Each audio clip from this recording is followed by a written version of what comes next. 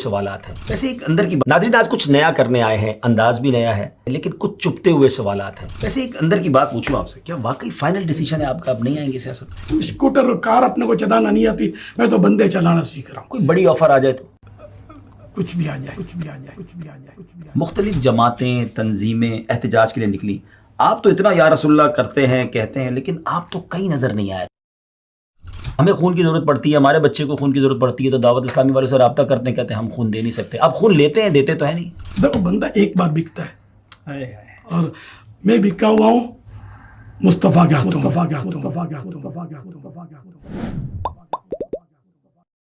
السلام علیکم ورحمۃ اللہ وبرکاتہ۔ ناظرین آج کچھ نیا کرنے آئے ہیں، انداز بھی نیا ہے، فارمیٹ بھی نیا ہے اور سوالات بھی نئے ہیں۔ شخصیت وہ ہے کہ جس سے یقیناً ہم سب محبت کرتے ہیں لیکن کچھ چپتے ہوئے سوالات ہیں اور بیسیکلی یہ کچھ غلط فہمیاں ہم تک پہنچی ہیں اور یوں سمجھے کہ بہت سارے لوگوں کی یہ نمائندگی ہے۔ یہ نہ فیل کیجیے گا کہ میں ایسے سوالات کیوں کر رہا ہوں، میں بڑا ادب کرتا ہوں ان کا کیونکہ وہ ہمارے پیر و مرشد ہیں، لیکن آپ کی غلط فہمیاں بھی تو دور کرنی ہے نا۔ تو آج کوشش کریں گے کہ ڈائریکٹلی سوال انہی سے کر لیا جائے اور دیکھتے ہیں وہ ہمیں کیا جواب دیتے ہیں۔ حضرت مولانا الیاس قادری صاحب ہمارے ساتھ ہیں، میں حضور کو مرحبا کہوں گا اور پہلے سے کہتے ہیں کہ پروگرام شروع کرنے سے پہلے ہی معافی مانگ لوں گا۔ ایک سوال میرے سامنے موجود ہے کہ میں دعوت اسلامی کا حصہ بننا چاہتا تھا لیکن میں نے اپنے ایک پڑوسی کو دیکھا جو پہلے پینٹ شرٹ میں ہوتا تھا، رات کو ہوٹل پر گپ شپ بھی ہوتی تھی، مگر جب سے اس نے دعوت اسلامی کے اجتماعات میں جانا شروع کیا اس کی پینٹ بھی گئی، ہوٹل بھی گیا، وہ بالکل چینج ہو گیا۔ اب تو وہ امامہ، وہ انہوں نے تو لکھا پگڑی باندھنے لگا، شلوار قمیض پہنتا ہے۔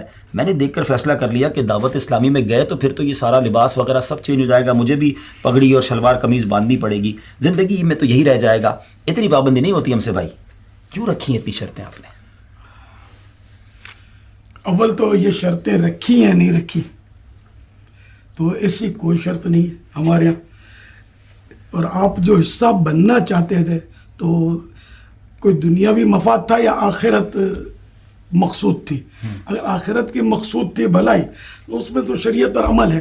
تو اگر کسی نے امامہ شریف باندھا ہے، داڑھی مبارک سجائی ہے، تو آپ ذرا تصور میں پیارے آقا صلی اللہ علیہ وسلم کا حلیہ مبارک لائیں، ٹھیک ہے، سبحان اللہ، کیا نظر آیا آپ کو؟ بالکل ایسا ہی ہے، امامہ شریف آیا نظر، سبحان داڑھی مبارک نظر آئی، کیا بات آپ نے زلفوں کا تذکرہ نہیں کیا، مبارک زلفیں بھی، سبحان اللہ۔ ہے نا، الحمدللہ۔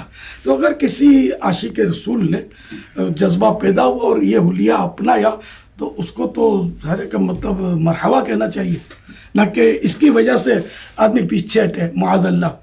بہرحال ہمارے یہاں کوئی پابندی نہیں ہے، پینٹ شرٹ والا بھی آ سکتا ہے، شرٹ ان والا بھی آ سکتا ہے، اگر کسی نے ٹائی پہنی ہے تو اس پر بھی کوئی پابندی نہیں ہے، کوئی لباس کی پابندی نہیں ہے۔ یہ آہستہ آہستہ مطلب ماحول میں آتا ہے تو وہ خربوزے کو دیکھ کر خربوزہ رنگ پکڑتا ہے، یعنی یہاں آ کر کوئی سختی تو نہیں کی جاتی؟ کوئی پابندی نہیں ہے کہ یہ پہنو تو اندر داخلہ ملے گا۔ ٹھیک ہے، ٹھیک ہے، تو نہ اسلامی بہنوں کے اجتماعات میں ایسا کچھ ہے اچھا کہ بھائی اگر برقع پہنو گے اور فلاں طرز کا پہنو گی تو یہ آئیں گے، نہیں، بے پردہ اسلامی بہنوں کو بھی آنے دیا جاتا ہے کہ سب آئیں، مطلب آہستہ آہستہ مطلب سب سیکھتے ہیں، کیونکہ یہ مطلب ڈنڈے کے زور پر تو کسی کو بھی ہم نہیں بدل سکتے، دل تو تلوار سے نہیں یا گن پوائنٹ پر نہیں، حسن اخلاق سے بدلے جاتے ہیں۔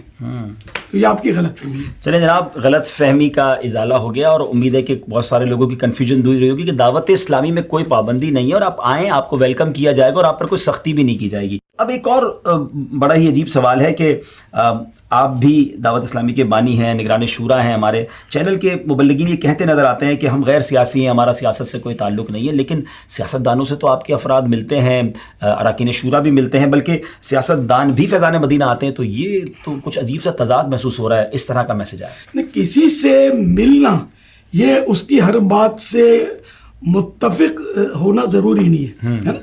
جیسے آپ کاروبار کرتے ہیں، دکان، اور آپ تو ماشاءاللہ نمازی ہیں، مگر آپ کی دکان پر بے نمازی بھی آ رہے ہیں اور شرابی بھی آ رہے ہیں، جواری بھی آ رہے ہیں، آپ ان سے ہنس بول بھی رہے ہیں، تو کیا اس کا مطلب یہ لیا جائے کہ آپ ان کرتوتوں سے بھی متفق ہیں؟ ہرگز نہیں۔ کسی سیاسی پارٹی سے کوئی تعلق نہیں ہے، نہ ڈائریکٹ نہ انڈائریکٹ، نہ مطلب ہمارا کوئی گٹھ جوڑ ہے، لیکن ہم ظاہر ہے کہ یہ بھی عام طور پر مسلمان ہی ہے نا، یہ ہمارے یعنی پاکستان میں تو مسلمان ہی ہوتے ہیں عام طور پر، تو اب ان سے ہم ملتے ہیں تو اس میں فوائد ہوتے ہیں کہ یہ قریب آتے ہیں, یہ لوگ بھی نمازیں پڑھتے ہیں, شوبز والے بھی ہمارے یہاں آتے ہیں, جی جی, ان کو بھی نمازی بناتے ہیں. اور ماشاءاللہ مطلب یہ کہ یہ تو ایک ایسی دعوت اسلامی ایسی تحریک ہے کہ سب کو ساتھ لے کر وایا مدینہ جنت کا راستہ لیتی ہے. متعدد انبیاء کرام علیہ الصلوۃ والسلام کا بھی مطلب یہ کہ بادشاہوں کے پاس جانا ہے. حضرت سیدنا ابراہیم علیہ الصلوۃ والسلام کا جا کر نمرود کو نیکی کی دعوت دینا. تو اس طرح کے کئی واقعات انبیاء کرام علیہ الصلوۃ والسلام کے بھی ہمیں ملتے ہیں, پھر صحابہ کرام کے بھی ملیں گے, اور اولیاء کرام بھی بادشاہوں کے درباروں میں, خلفاء کے درباروں میں جا جا کر ان صاحبان نے نیکی کی دعوت دی ہے. تو ہم بھی نیکی کی دعوت دے رہے ہیں, ہم کوئی اپنا کوئی الگ سے کام نہیں کر رہے. شریعت کے مطابق جو اجازتیں ہیں اس کے مطابق کرنے کی کوشش ہوتی ہے.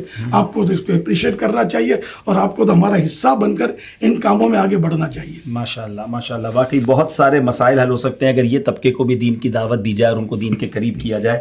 جناب, آپ کے بارے میں ایک اور سوال آیا ہے کہ آپ کی ایک ویڈیو سنی ہے, وہ فرما رہے تھے کہ ہم موجودہ سیاست کا حصہ نہیں بنیں گے, لیکن جب خلفائے راشدین والی سیاست آئے گی تو سب سے پہلا سیاستدان الیاس قادری ہوگا.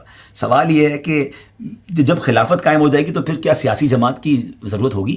اس وقت یہ سیاسی جماعت اور سیاستدان یہ اطلاعات چلیں گی نہیں. اچھا, یعنی میں اگر خلافت راشدہ کا دور آیا تو انشاءاللہ میں بھی خادموں کی کسی بھی مطلب کونے کھانچے میں کھڑا ہو جاؤں گا. اچھا, تو ظاہر ہے کہ میں پہلا سیاستدان تو میں حکومت تھوڑی کروں گا. یعنی مطلب الفاظ میں اب کوئی کہے کہ میرا بچہ تو چاند جیسا خوبصورت ہے تو آپ اس کے گلے پڑ جائیں. چاند جیسا خوبصورت کیسے ہو سکتا ہے؟ چاند میں تو روشنی نکلتی ہے, سمجھے, اندھیرا دور کرتا ہے. تمہارے بیٹے کو اندھیرے کمرے میں دیکھو تو خود وہ نظر نہیں آئے گا, یہ چاند جیسا کیسے ہو گیا؟ اور تمہارے بیٹے کے ناک, کان, آنکھ, اور چاند میں تو کوئی ایسا کچھ ہے ہی نہیں. تو یہ مثال حسن میں دی جا سکتی ہے, حسن میں دی جاتی ہے عام طور پہ کہ چاند کی طرح حسین. تو اسی طرح یہ کہ ایک مبالغہ ہے یا ایک مثال ہے یا ایک اپنے جذبے کا اظہار ہے کہ اگر خلافت راشدہ والی حکومت آئی تو پہلا سیاستدان الیاس قادری ہوگا. یعنی اب وہ الیاس جو ہے کہتا ہے میں غیر سیاسی ہوں, وہ کہے گا کہ نہیں اب میں غیر سیاسی نہیں ہوں. ویسے ایک اندر کی بات پوچھوں آپ سے, کیا واقعی فائنل ڈیسیجن ہے آپ کا اب نہیں آئیں گے سیاست میں؟ کوئی بڑی آفر آ جائے تو؟ کچھ بھی آ جائے. اچھا, فائنل ڈیسیجن الحمدللہ. ارے کہ الیاس ہر ایک دور میں انمول رہا ہے. کیا نہ جس کو گولی ہٹا سکی, نہ جس کو دھمکی ہٹا سکی. اور آپ کو سب میرے اخبار میں سرخیاں بھی چھپی تو مجھے اپنے کوس سے الحمدللہ کوئی نہیں ہٹا سکا. تو یہ لالچ میرے کو کیا ہٹائیے.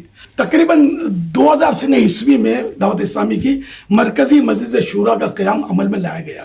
اس کے سال 2 سال کے بعد ہی الحمدللہ میں نے مرکزی مجلس شورا کو ایک تحریری پیغام دیا تھا. اس میں یہ عرض کیا تھا کہ اگر تمہیں کبھی دعوت اسلامی توڑنی ہو نا تو صرف یہ کام کرنا کہ یہ اعلان کر دینا کہ ہم سیاست میں آ گئے, تو دعوت اسلامی خود ہی ریزالو ہو جائے گی, ختم ہو جائے گی. ہم نے شروع سے ہی سیاست کا ذہن ہی نہیں دیا قوم کو, ہم نے مسجد کا راستہ دکھایا. لیکن لوگ یہ کہتے ہیں کہ جو آپ کا مقصد ہے اصلاح کرنی ہے, آپ حکومت میں آ گئے تو اصلاح کرنا آسان ہو جائے گا نا, سارے وسائل آپ کے پاس آ جائیں گے. خالی پاکستان کی اصلاح کریں گے, اگر کریں گے بھی تو مجھے اپنی اور ساری دنیا کے لوگوں کی اصلاح کی کوشش کرنی ہے. اور یہ بالکل ایک شیخ چلی کے خواب جیسا ہے کہ ہم حکومت میں آ جائیں گے. بہت لوگ چاہنے والے ہیں آپ کے, پتہ چل جائے گا. اچھا, ایسا ہے. دیکھو بندہ ایک بار بکتا ہے, اور میں بکا ہوا ہوں مصطفیٰ کے ہاتھوں میں صلی اللہ علیہ وسلم. تو اس کریم کے ہاتھوں میں بک کر کیا میں سودا کینسل کروں گا؟ وہ کسی